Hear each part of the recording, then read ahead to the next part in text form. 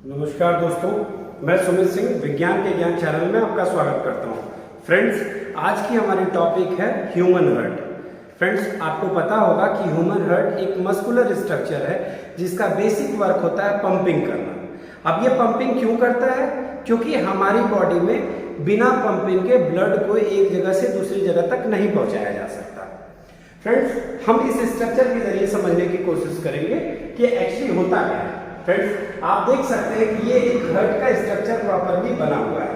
आप देख सकते हैं कि यहाँ पे एक स्ट्रक्चर ये बना हुआ है जहां से डीऑक्सीजनेटेड ब्लड जो होती है बॉडी से जो रिसीव होती है वो राइट आर्टरियल के जरिए राइट वेंट्रिकल में मूव करती है और राइट वेंट्रिकल में पहुंचने के बाद यहाँ पर एक वाल्व होता है जो इसको बचाता है कि दोबारा ये ऑर्टा में न जाए। वेंट्रिकल से ये पास होते हुए पल्मोनरी आर्टरी के जरिए ये हमारे बॉडी में अन्य ऑर्गन्स में ये पहुंचता है। ये वो हिस्सा है जहां से ब्लड हमारी बॉडी में ऑक्सीजनेटेड ब्लड, जिसको हम लोग रेड कलर और ब्लू कलर के डायग्राम में हम अपनी बुक्स में देखते हैं, तो ऑक्सीजनेटेड ब्लड जो होता है वो एंटर करता है लेफ्ट आर्टरियम में। लेफ्ट आर्टरियम में ये बाइकस्पिड वॉल्व होते हुए ये लेफ्ट वेंट्रिकल में एंटर करता है। लेफ्ट वेंट्रिकल में एंटर करने के बाद ये ऑक्सीजनेटेड ब्लड हमारी बॉडी के डिफरेंट ऑर्गन्स में पहुंच जाता है और पहुंचने के बाद वहां से ये दोबारा से, आप यहाँ इस डायग्राम में इसको सिंपली समझने की कोशिश करें कि हमारी लंग्स है और लंग्स का मेन फंक्शन होता है ब्लड को ऑक्सीजनेटेड और डीऑक्सीजनेटेड करने का काम। अब लंग्स में हमारा ऑक्सीजनेटेड ब्लड है, ये पल्मोनरी वेन के जरिए ये ऑक्सीजनेटेड ब्लड जो होता है वो लेफ्ट आर्टरियल में यानी कि यहाँ एंटर करता है। इस जगह पर यहाँ पर ये ऑक्सीजनेटेड ब्लड इस लेफ्ट आर्टरियल में एंटर करता है। यहाँ से ये वॉल्व होते हुए लेफ्ट वेंट्रिकल में मूव करता है। लेफ्ट वेंट्रिकल में जब ये ब्लड अंदर आता है तो वहां से मेन ऑर्टा से होते हुए ये ऑक्सीजनेटेड ब्लड पंप होकर के हमारी बॉडी ऑर्गन्स में पहुंच जाता है। मतलब कहने का मतलब है कि ऑक्सीजनेटेड ब्लड हमारे लेफ्ट आर्टरियम से अंदर एंटर करता है, बाइकस्पिड वॉल्व होते हुए वो लेफ्ट वेंट्रिकल में एंटर करता है और इस लेफ्ट वेंट्रिकल में एंटर करने के बाद मेन ऑर्टा के जरिए ये ऑक्सीजनेटेड ब्लड बॉडी ऑर्गन्स में पहुंचता है, सिर्फ एक अंग को छोड़कर, वो है लंग्स। आगे की बात, जब ये यहाँ से पहुंचता है तो मेन वेन जो होता है, मेन वेन, इसको अब आप देखिए यहाँ पे ये हिस्सा है सुपीरियर वेना केवा और ये हिस्सा कहलाता है inferior vena cava. Superior vena cava वो है जो बॉडी के अपर पार्ट से ब्लड को रिसीव करता है अंदर में, डीऑक्सीजनेटेड ब्लड को ऊपरी हिस्सों से, मतलब ऊपरी हिस्से, और जो निचले हिस्से से जो ब्लड डीऑक्सीजनेटेड ब्लड हार्ट में एंटर करता है वो होता है इंफीरियर वेना केवा, जो कि नीचे में दर्शाया गया। यहाँ से ये मेन वेन होते हुए ये रिसीव होता है राइट आर्टरियम में। इस राइट आर्टरियम में जब डीऑक्सीजनेटेड ब्लड एंटर करता है तो इस ट्राइकस्पिड वॉल्व के जरिए ये राइट वेंट्रिकल में मूव करता है। जब ये राइट वेंट्रिकल में मूव करता है, ये भी डीऑक्सीजनेटेड है, ये भी डीऑक्सीजनेटेड है। अब आपको एक क्वेश्चन आपके मन में आ रहा होगा कि इस वाल्व का काम क्या है। तो फ्रेंड्स, इस वाल्व का काम होता है कि ये प्रिवेंट करता है बैक फ्लो ऑफ ब्लड को, यानी कि ऐसा ना हो कि आर्टरी से वेंट्रिकल में आ गया और फिर वेंट्रिकल से आर्टरी में चला गया। तो इसको एक निश्चित पाथवे से यहाँ से ये पल्मोनरी आर्टरी होती है, इस हिस्से को, इस पाइप को, इस ट्यूब को हम लोग कहते हैं पल्मोनरी आर्टरी, और ये पल्मोनरी आर्टरी का काम होता है डीऑक्सीजनेटेड ब्लड को दोबारा वापस लंग्स तक ले जाना। फ्रेंड्स, एक बार फिर हम समझने की कोशिश करते हैं। हमारे इस हिस्से में ये हिस्सा हमारा है पल्मोनरी वेन। ये पल्मोनरी वेन वो जगह है जहां पे लंग्स से ऑक्सीजनेटेड ब्लड लेफ्ट आर्टरियम में अंदर एंटर करता है। लेफ्ट आर्टरियम से जब ये ऑक्सीजनेटेड ब्लड अंदर आता है तो लेफ्ट आर्टरियम से लेफ्ट वेंट्रिकल में जाता है। लेफ्ट वेंट्रिकल में अब आपको एक चीज और भी बता दें कि ऊपर के जो दो चेंबर्स होते हैं वो सिस्टोलिक प्रेशर करते हैं और निचले हिस्से जो होते हैं वो डायस्टोलिक प्रेशर करते हैं, क्योंकि ये बहुत हाई प्रेशर में रिसीव होता है। तो यहां से ये लेफ्ट आर्टरियम से लेफ्ट वेंट्रिकल में एंटर किया और लेफ्ट वेंट्रिकल से एंटर करने के बाद ये मेन ऑर्टा हो करके मेन ऑर्टा से ये ऑक्सीजनेटेड ब्लड हमारी पूरी बॉडी में पहुंच जाता है। पूरी बॉडी में पहुंचने के बाद लंग्स को छोड़ करके ये दोबारा एक मेन वेन के जरिए ये वना केवा जिसे हम कहते हैं, वहां से ये जो डीऑक्सीजनेटेड ब्लड होता है यहां से ये पहुंच जाता है पल्मोनरी आर्टरी में और ये पल्मोनरी आर्टरी से ये हिस्सा होकर के हमारे राइट आर्टिकल में पहुंच से राइट वेंट्रिकल में और राइट वेंट्रिकल से इस पल्मोनरी आर्टरी के जरिए ये वापस लंग्स में पहुंच जाता है, जहां पे डीऑक्सीजनेटेड ब्लड जो होता है वो ऑक्सीजनेटेड ब्लड होने की प्रक्रिया उसकी जारी रहती है। ओवरऑल फ्रेंड्स एक ह्यूमन स्ट्रक्चर है, ये ह्यूमन हार्ट स्ट्रक्चर है।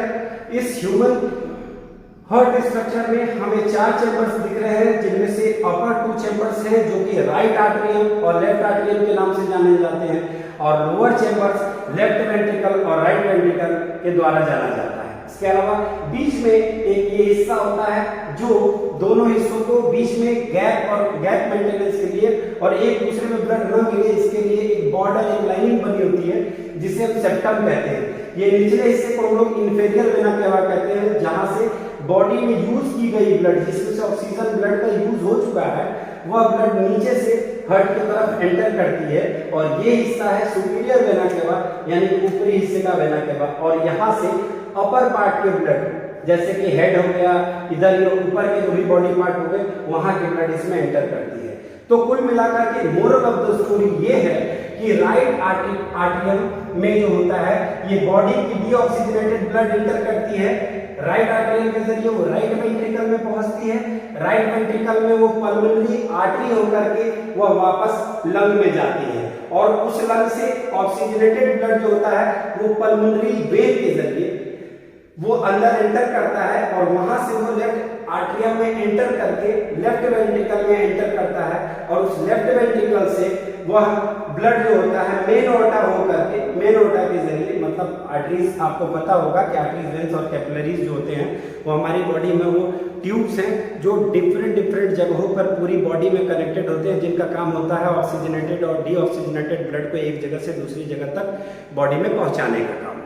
तो वहां से ये लेफ्ट वेंट्रिकल से मेन ओर्टा इसको लेता है, इस हिस्से से ये लेफ्ट वेंट्रिकल से मेन ओर्टा इसको लेता है, मेन ओर्टा इसको यहाँ से पंपिंग करके पूरे बॉडी में उसको पहुंचा देता है जहां पे ऑक्सीजनेटेड ब्लड की रिक्वायरमेंट है, और फिर ये ऑक्सीजनेटेड ब्लड वहां यूज होने के बाद उसमें का ऑक्सीजन खत्म हो जाता है, डीऑक्सीजनेटेड होने के बाद मेन वेन के जरिए ये राइट आर्टरियम में एंटर करता है, और यहाँ से इस वाल्व के जरिए ये राइट वेंट्रिकल में जाता है, और राइट वेंट्रिकल से ये पल्मोनरी आर्टरी होकर के वापस ये हमारे लंग्स में पहुंचता है। फ्रेंड्स, कुछ ऐसे टर्म्स हैं,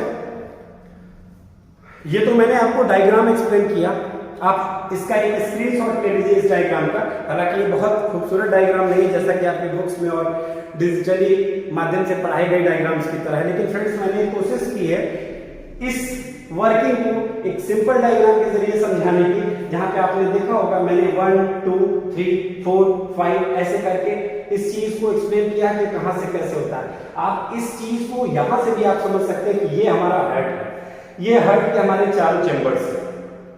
लंग से ब्लड आया लेफ्ट आर्टरियम में, यानी कि लेफ्ट आर्टरियम यानी कि बाएं हिस्से के आर्टरियम में, यह बाएं हिस्से के लेफ्ट आर्टरियम से ये by the help of valve ये नीचे एंटर करता है लेफ्ट वेंट्रिकल में।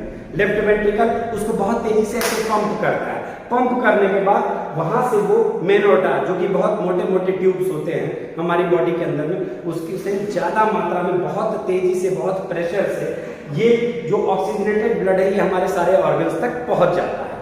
ऑर्गन्स में कंटिन्यूअसली एनर्जी की डिमांड रहती है, जिसकी वजह से ये ऑक्सीजन जब कंज्यूम हो जाता है तो वो ऑक्सीजनेटेड ब्लड डीऑक्सीजनेटेड ब्लड में तब्दील हो जाता है।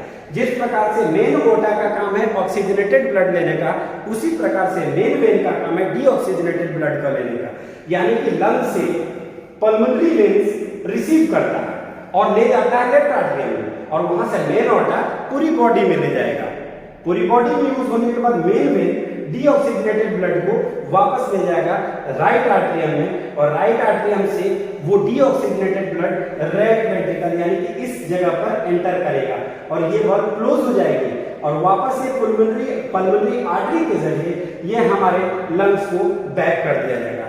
फ्रेंड्स, कुछ क्वेश्चंस कॉम्पिटिशंस में पूछे जाते हैं, जैसे कि डबल सर्कुलेशन क्या होता है। देखिए, एक कार्डियक साइकिल में एक कंप्लीट सिस्टोल और एक कंप्लीट डायस्टोल माना जाता है, यानी कि contraction and relaxation of heart, यानी कि एक बार हार्ट का सिकुड़ जाना और एक बार फैल जाना।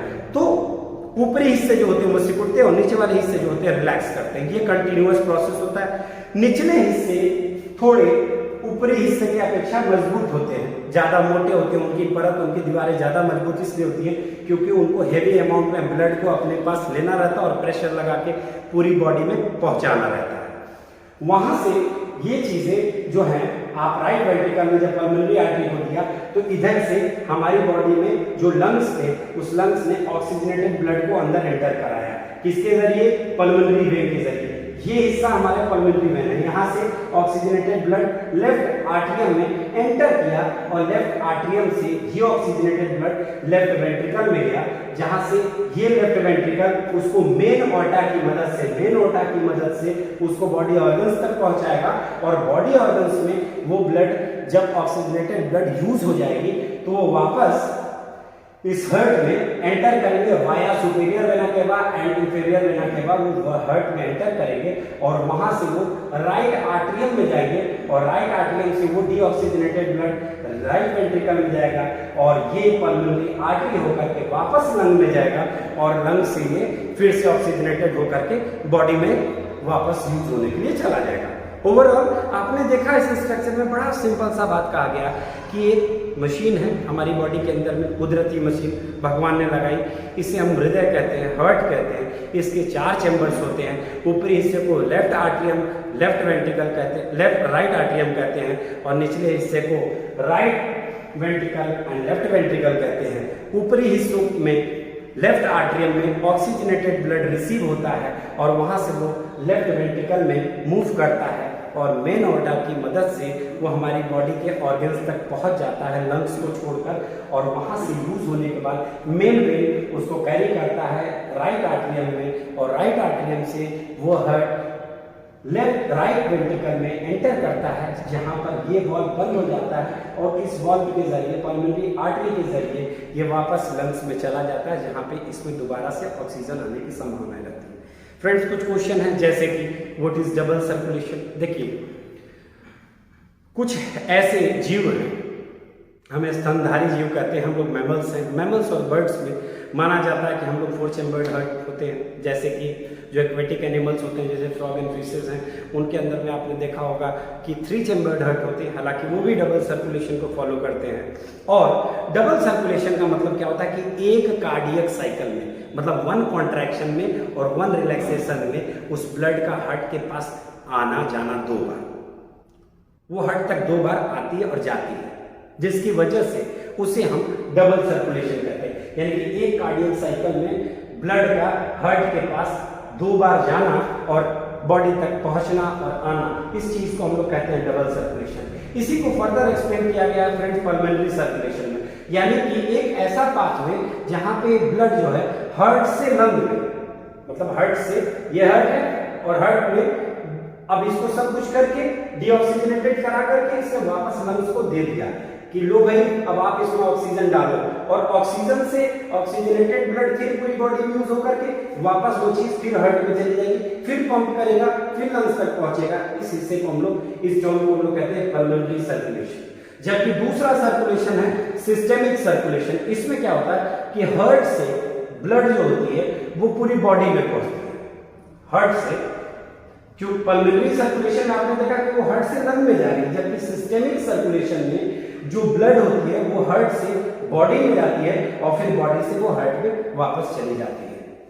फ्रेंड्स, हार्ट बीट की बात करें तो लगभग अगर काउंट करेंगे तो ये 70 to 72 टाइम्स होता है। 70 से 72 बार हमारा 1 मिनट में हमारा दिल धड़कता है। इसका सीधा सीधा मतलब हुआ कि 72 टाइम्स हमारा हार्ट जो होता है वो पंपिंग करता है ब्लड को। ब्लड पंपिंग करने की मात्रा फ्रेंड्स बहुत ज़्यादा होती है, क्योंकि हमारी बॉडी में कंटिन्यूअसली सेल्स वर्क कर रहे होते हैं और उन सेल्स को ऑक्सीजनेटेड ब्लड की ज़रूरत पड़ती है ताकि वो अपनी एनर्जी को मेंटेन कर सके। Next is pulse. फ्रेंड्स, आपने देखा होगा इन दिनों कोविड में डॉक्टर कहते हैं कि आइए आपका हम पल्स चेक करते हैं। पल्स यहाँ ऐसे, डॉक्टर्स पहले के समय में इसे नाड़ी भी कहते हैं, यहाँ हाथ रख करके चेक किया जाता है और ये बिल्कुल हार्ट बीट की तरह 70 से 72 बार इसकी भी संख्या मानी जाती है। फ्रेंड्स, जब हम हार्ट पढ़ते हैं तो हमें एक वर्ड बहुत हमने सुना है, ब्लड प्रेशर। अब ये ब्लड प्रेशर क्या है? तो फ्रेंड्स, ब्लड प्रेशर का मतलब होता है जिस प्रेशर से ब्लड जो होता है हमारे हार्ट को छोड़ के बॉडी में पहुंचता है और वापस वहां पर आता है, तो ये एक प्रेशर होता है। हाई प्रेशर में वो जाता है और लो प्रेशर में धीरे धीरे वो पहुंचता है, जिसे हम systolic pressure and diastolic pressure कहते हैं। डॉक्टर्स के पास एक स्पेशल इंस्ट्रूमेंट होता है जिसको स्पाइगोमोमेनोमीटर कहते हैं, आला कहते हैं, जिसके जरिए वो हार्ट पर रख करके यहाँ पर ऐसे ऐसे चेक करते हैं और बताते हैं कि नहीं आपका जो है धड़कन बड़ी तेज है या बहुत ज़्यादा धड़क रहा है या फिर धड़कनें कम है। वो आपने देखा होगा कि कई बार ब्लड प्रेशर चेक करते वक्त भी यहाँ पर भी स्पाइगोमोमेनोमीटर को लगा करके लोग डिटेक्ट करते हैं कि हमारी बॉडी में पल्स कैसा है और हमारी हार्ट बीट कैसी है। अब कभी कभी क्या होता है कि जब ब्लड जो होता है बहुत ज़्यादा प्रेशर में जब हमारी बॉडी में एंटर करता है और जब उसकी मात्रा बहुत बढ़ जाती है तो हम कहते हैं कि हाई ब्लड प्रेशर हो गया। हाई ब्लड प्रेशर का मतलब कि वो सामान्य से ज़्यादा प्रेशर में जब ब्लड जो होती है हमारी बॉडी में पंप आउट होती है तो उसे हम कहते हैं हाई ब्लड प्रेशर।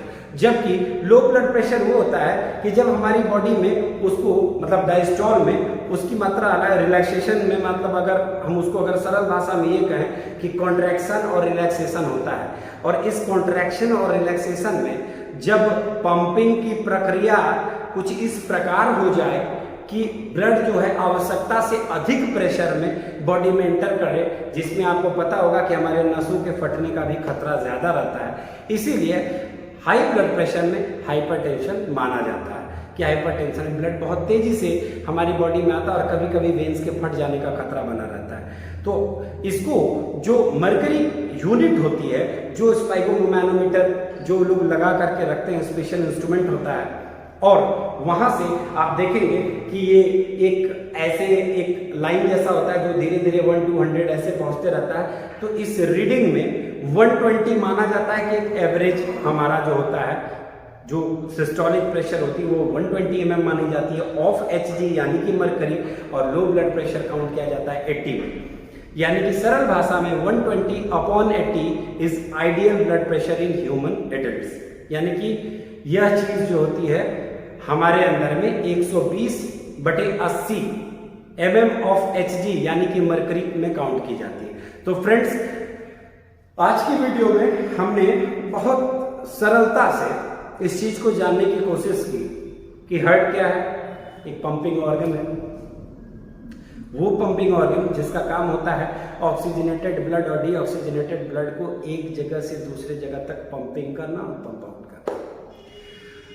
इस स्ट्रक्चर के अलावा हमने पाथवे पढ़ा कि किस प्रकार से हमारी बॉडी में ब्लड की पासिंग होती है, लंग्स से हमारे हार्ट के अंदर और हार्ट से दोबारा लंग्स के अंदर में। हमने आज जाना कि डबल सर्कुलेशन क्या होता है।